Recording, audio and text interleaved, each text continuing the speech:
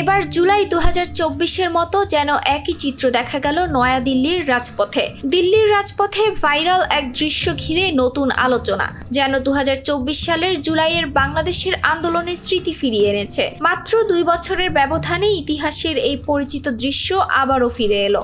2024 সালের জুলাই আন্দোলনে ভাইকে গ্রেপ্তার করে নিয়ে যেতে চেয়েছিল পুলিশ। ঠিক তখনই বুক চিতিয়ে সামনে দাঁড়িয়েছিলেন এক বোন। সেই দৃশ্যের প্রতিফলন যেন ফুটে উঠেছে নয়াদিল্লির রাজপথে। ভারতের রাজধানী নয়াদিল্লির যন্তর মন্তরে চলমান এক বিক্ষোভের সময় ধারণ করা একটি ভিডিও সামাজিক যোগাযোগ মাধ্যমে ব্যাপকভাবে ছড়িয়ে পড়েছে। ভিডিওতে দেখা যায় পুলিশ বিক্ষোভকারীদের একটি ভ্যানে তুলেছে। ঠিক সেই সময় এক তরুণী ভ্যানের সামনে দাঁড়িয়ে প্রতিবাদ জানান।